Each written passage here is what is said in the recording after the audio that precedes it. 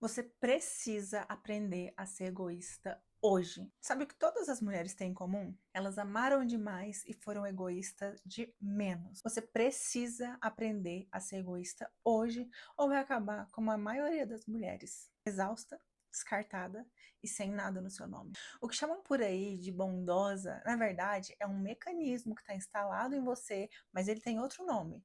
E não é bondade, mas sim autoabandono. E se você clicou nesse vídeo, é porque você cansou de ser a pessoa que sustenta tudo e não é sustentada por ninguém. Você largou os seus planos para eles crescerem, foi paciente com o erro deles.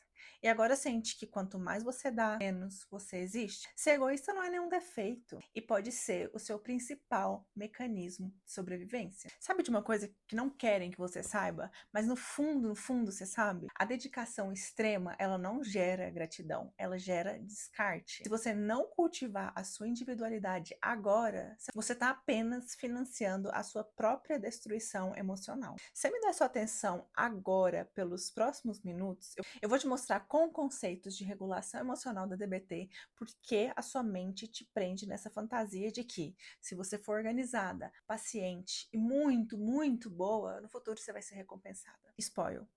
Esse futuro é uma armadilha. Vamos falar por que insistir está te destruindo? E qual que é a diferença entre ser paciente e ser passiva? Como que isso rouba a sua vida? E no final, eu vou te entregar um sistema com regrinhas de ouro para você ser egoísta. E eu já te aviso, o que sustenta uma relação não é a fusão, é a distância necessária para o desejo existir. Se tudo isso fizer sentido para você, fica aí e vamos aprender a resgatar a sua energia e a sua paz. Vamos aprender a ser o centro da sua vida antes que não sobre nada de você para contar a história, tá?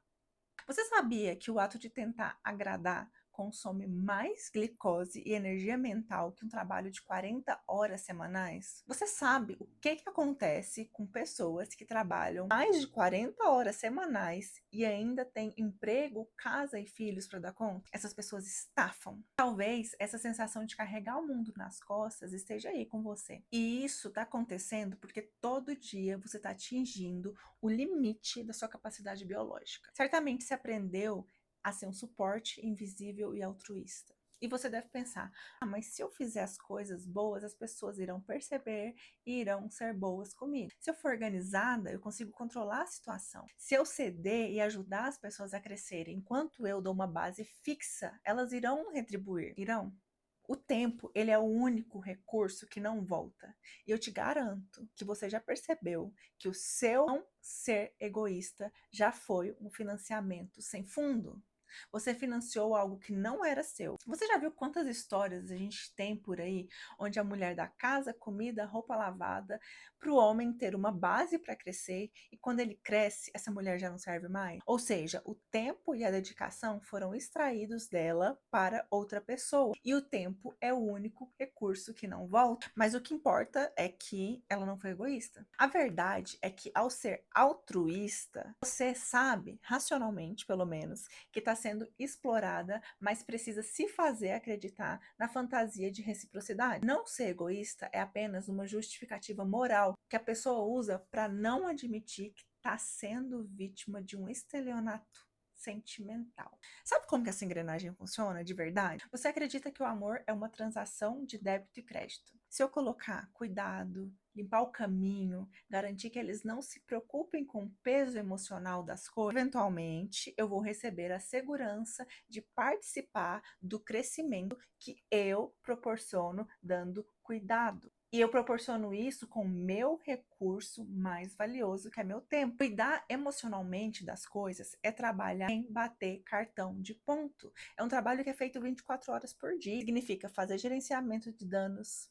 Sua mente está sempre fazendo uma varredura do ambiente. É sua mente quem lembra dos prazos da saúde, da alimentação, do equilíbrio emocional do outro. Mas esse trabalho não gera um produto físico ou um salário.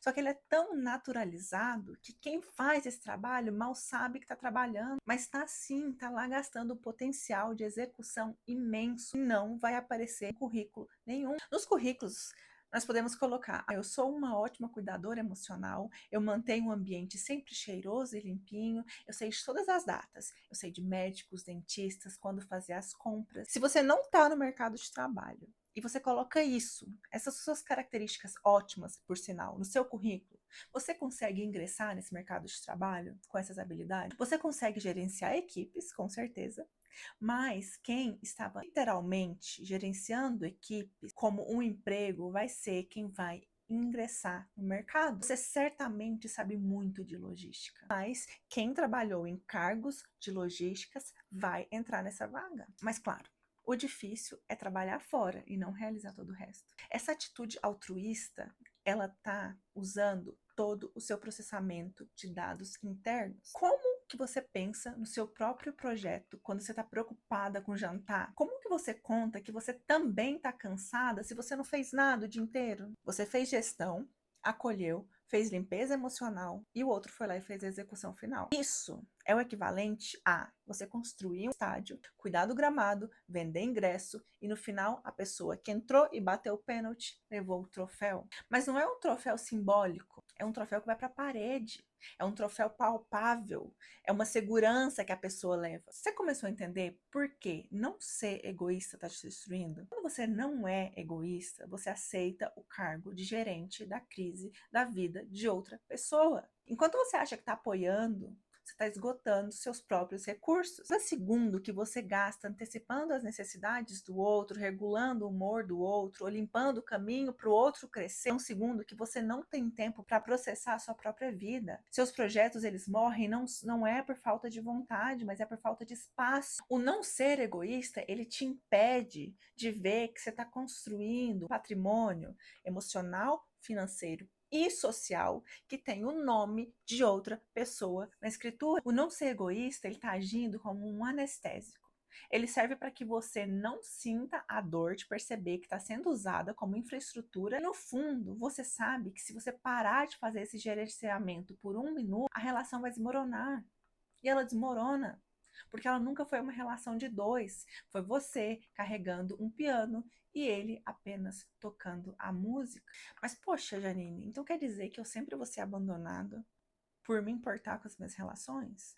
Não. E na verdade, a gente não tem controle nenhum sobre isso. Se você se importa ou não, você pode ser abandonada. Mas ser egoísta e se importar com suas relações não são coisas opostas. Para fazer dois, você precisa aprender a ser paciente e não passiva. Gente, isso é o divisor de águas entre quem sustenta uma relação e quem é aniquilada por uma relação. Primeiro, tem uma coisa em mente. A gente não tem controle de nada. Se a relação vai acabar ou não, não depende de ser egoísta ou ser altruísta. Não tem nada a ver. Mas a gente tem controle de uma coisa, das nossas ações. Você pode se doar esperando toda a recompensa.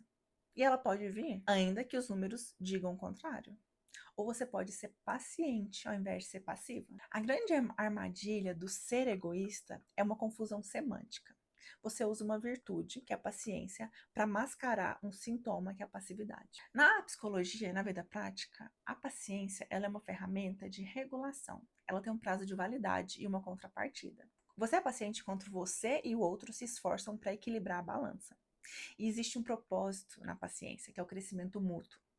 É como investir em um negócio. Você sabe que vai trazer prejuízo no início, mas existe um plano de negócios para o lucro chegar. Ser paciente seria como um comportamento orientado a metas. Por exemplo, eu entendo que existem dois ali, com individualidade, e que os dois precisam se aprimorar em detrimento do relacionamento. Já a passividade é a fantasia da virtude, é um mecanismo de defesa disfarçado de santidade. Quando você diz, eu sou paciente, eu sou porto seguro, eu sou a pessoa que organiza a vida dele, você está criando um personagem para não ter que olhar para o abismo. A passividade é o que você faz quando você está tão aterrorizada que você se torna tão útil, tão indispensável, tão perfeita que você acredita que o outro nunca vai ter um motivo para ir embora. Você se convence de que é boa, organizada, porque é mais fácil aceitar essa identidade do que admitir que você está sendo extorquida emocionalmente e tem medo de dar um basta. Nós não temos controle sobre o abandono. E se doar toda assim não impede que o abandono venha. Então, olha só. O ser paciente, ele não é sobre aguentar tudo. É sobre negociação a longo prazo.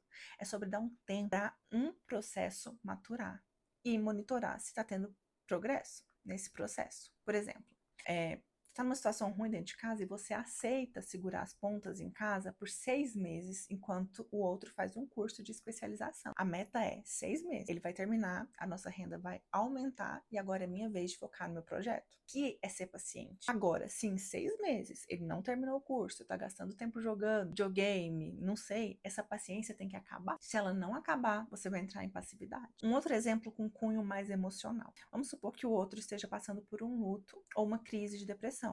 E você é paciente e assume o gerenciamento emocional por um período. E a meta é a estabilização dele para que a relação volte ao equilíbrio. Você não vai curar a depressão dele, porque isso é um movimento interno da pessoa. Você está ali por um período que faz sentido para você. O buraco não é seu. E se eventualmente ele não começar a tentar a tampar esse buraco, ficar ali a ser passiva. E a passividade não tem meta, ela é um estado de ser. Você não está esperando o outro crescer para vocês escolherem juntos. Você está apenas absorvendo o impacto para que o outro não sinta dor. Na passividade não há contrato. Você faz e faz e faz, e se o outro nunca retribuir, você apenas continua fazendo e se convencendo de que é assim que funciona. É assim, gente, que o amor funciona? Entende uma coisa: se você quer construir algo real com alguém, você precisa de ter doses de egoísmo. Senão você vai acabar caindo na passividade. Precisa de paciência para entender que o outro tem um tempo diferente do seu, sim. Mas essa paciência serve ao nós e não ao outro. E para existir nós, tem que ter eu aqui dentro. Tem que ter você e eu. E vai por mim. Ser passiva é entrar em um efeito dominó. É viver sem limites, tentando não ser egoísta. E viver sem limite, tentando não ser egoísta, obriga seu cérebro a ficar em processamento permanente. Você gasta 80% da sua energia criativa tentando prever o humor do outro, antecipando o caos do outro e garantir que nada saia do trilho para o outro não explodir. Ou pior, para ele não te deixar. E isso resulta na morte da sua individualidade. A energia criativa que deveria estar sendo usada para construir sua carreira, seus estudos, os seus sonhos, está sendo drenada. E ser chamada de egoísta é horrível, eu sei, mas o que chamam de egoísta por aí é uma mulher funcional, que vê a realidade como ela é. Gente, o mundo seria muito mais lindo se a gente não vivesse na base do medo de pensar em necessidades físicas. As nossas relações, elas poderiam ser voltadas para outras coisas, além de pensar se você vai ter casa para morar, se vai ter dinheiro para pagar as contas. Você poderia escolher gastar sua energia emocional como quisesse, mas a gente vive um sistema onde não dá para ser assim e você precisa ter dinheiro para pagar aluguel, para pagar comida, escola e roupas. E se você não se alinha para dar conta disso e dar tudo para o outro, você não está sendo egoísta, você está sendo usada. Talvez você pode estar achando isso uma abordagem meio fria, né, da paciência com prazo de validade. Como assim? Se ele não conseguir, isso não é maldade? É maldade? Você sabia que o trabalho mais importante para a sociedade não é remunerado e não conta no PIB? Você conhece alguém que funciona bem sem comer, sem limpeza e sem cuidado? As pessoas conseguem viver sem investir em ações de bolsa de valores, mas as pessoas não conseguem viver sem comida, sem limpeza e sem cuidado. E quem que executa essa função? Quem que faz esse trabalho de base? Quem que, por executar essa função, não consegue investir em educação formal e carreiras de alta remuneração? Olha bem, eu estou falando aqui da função mais importante para a sobrevivência de qualquer pessoa. Por que que áreas como enfermagem, educação, assistência social pagam menos que áreas de tecnologias e engenharias? Porque lares chefiados por mães solos, que são os lares que mais apresentam índices de insegurança alimentar no Brasil. Tudo isso porque nós vivemos o pressuposto que o trabalho feminino ele é gratuito e eterno. E caso contrário, é egoísmo. Olha onde não ser egoísta leva as mulheres. Eles nos exigem um trabalho não remunerado na área mais importante para a sobrevivência de qualquer ser humano, que é o cuidado. E nada disso tem valor palpável. Tudo disso tem que ser dado de graça. Mas tudo nos conecta perfeitamente. Você é obrigada a dar de graça o mais valioso, e esse valioso não vale nada. E se você não der, você é ruim. Essa conexão perfeita entre emocional e financeiro, ela não é coincidência, ela é sistêmica. Ninguém, absolutamente ninguém, consegue viver sem cuidados, sem comida, sem boa estrutura emocional. A desvalorização das áreas de cuidado e a insegurança alimentar em lares de mãe solo são sintomas da mesma patologia social. A ideia de que o tempo da mulher é um recurso infinito e gratuito. Entender isso não é ser fria. É ter consciência da realidade como ela é. É entender que enquanto o não egoísmo ele for nossa única moeda de troca, a gente vai continuar sendo a população mais pobre do mundo. Ao ser boazinha e fazer todo o trabalho pesado, todo o trabalho de base, você não perde o parceiro, você perde a sua segurança física no processo, a segurança emocional, a segurança dos seus filhos e dos seus pais. Porque no final, essa responsabilidade vai cair na sua conta. Pô, mas se isso é um fenômeno mundial, como a gente faz para aceitar ser egoísta? Se tudo que você faz sendo egoísta vem acompanhado de paulada, como não confundir essa paulada? Porque ela é a paulada da obediência pintada com o nome de egoísmo. Se você fala para o seu parceiro, olha, eu vou ser disfuncional por 6 meses, enquanto você se vira, quando der 7 meses e você seguir sendo disfuncional, ele vai sair. Isso é certo. Ele vai sair e ele tá com razão. Ele não vai ser egoísta. Porque ele não precisa ser obediente, mas você precisa. Mas como ser clara com sua vida e entender que você importa e que ser base para sua família é diferente de dar para o outro construir. E construir você mesmo. Você precisa construir você mesmo. Aqui eu vou dar um caminho que você pode seguir, que são 3 regrinhas de ouro. Eu vou escrever no quadro aqui. As 3 regrinhas de ouro. A primeira é cultivar o seu eu. A segunda vai ser viver o luto de não ser idealizada. E a terceira vai ser identificar a sua ressaca na doação. Vamos lá. Pensando em relações, primeiro. Porque o egoísmo, ele está diretamente ligado a elas. Você só é egoísta quando você pensa só em si e não no outro. Então, um outro precisa existir para você ser egoísta. Só que a gente tem um paradoxo aqui. O que sustenta a relação não é a fusão, é a distância necessária para o desejo. Você sabia que para a psicanálise lacaniana, a fusão ela não é o ápice do amor, mas ela é o aniquilamento do sujeito? Para essa linha de pensamento, o desejo ele só existe onde tem um buraco, uma ausência. Então você só deseja o que você não tem. Quando você supre o outro a todo momento, você deixa alguma ausência? Isso é como cometer um atentado ao desejo do outro, que normalmente é o que acontece em casamento. Ele não tem mais desejo. Não tem. Ele não tem um buraco, não tem ausência que mantém o desejo. Muitas vezes, quem recebe esse excesso de cuidado acaba traindo, se afastando, e não é por maldade, entendo o que eu tô falando aqui, mas é porque essa pessoa precisa fugir para um lugar onde que ela pode desejar. Porque aqui ela tem tudo, ela não tem espaço para o desejo.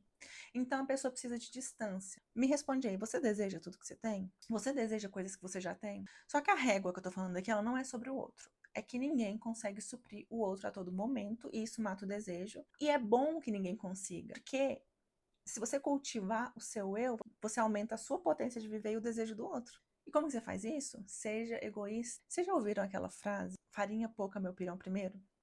Quando você faz isso, você vai manter o desejo na relação sem aniquilar o seu eu. E isso, para a psicanálise, não é um exercício de autoajuda colorida, mas é um processo de subjetivação. E como que você faz isso? Como que você cultiva seu eu?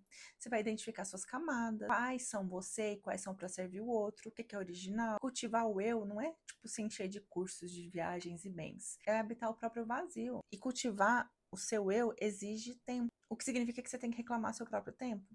Então faz algo que não serve a ninguém, que não gera PIB e que não é pro Insta. E ao mesmo tempo, viva a materialidade da vida. Organize suas finanças, investe em você, tenha planos de carreira, planos financeiros que independam do outro. O eu precisa existir para que o nós exista. E viver na realidade é entender o que eu disse ali no início. A população mais pobre do mundo é de mulheres. Então tenham em mente que a sua vida financeira importa pro seu eu. Regra número 2, que é viver o luto, de não ser idealizada. Você começou a fazer isso, você não vai ser mais boazinha, tá? E aí você vai precisar enterrar essa versão de você que achava que se fosse perfeito o suficiente, o resultado ia ser diferente. Não vai ser. Se você é passiva nas suas relações, assim que você parar de ser passiva, algumas coisas vão morrer e você vai ter que viver a dor desse luto. E não tem jeito fácil. Então essa parte do luto fica como você de aprender a lidar com isso, mas você entende que você vai ver ele. O luto de não ser ovacionada por ser servente do outro vai vir.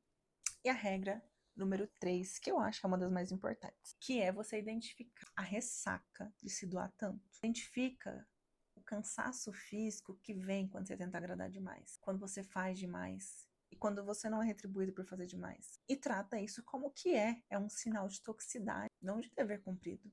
Isso não é bom. Isso é literalmente o seu corpo te avisando que você fez merda. Mesmo que a merda seja esperada de você como algo bom, ela ainda é uma merda. O corpo avisa, gente. Seja egoísta, dê prazos, diga não e se priorize. Só sendo egoísta você alcança o seu potencial. E só a partir disso você vai ter relações que valem a pena. Bom, nosso papo tá acabando aqui. E se você quiser uma caneca linda, 100% artesanal, vem conhecer minha loja. E tem brinquinhos lá também, que são esses que eu uso nos vídeos. Vamos enfrentar esses rótulos que só existem para nos aprisionar. O que é confortável para o outro. Além de ser egoísta, seja interesseira, tá? Porque mulheres interesseiras sempre vencem. Eu vou deixar um vídeo aqui para continuarmos esse papo tão gostoso. E eu te peço, não continue negando a realidade material das coisas. Vem cá assistir esse vídeo comigo. Te vejo lá em 2 segundos.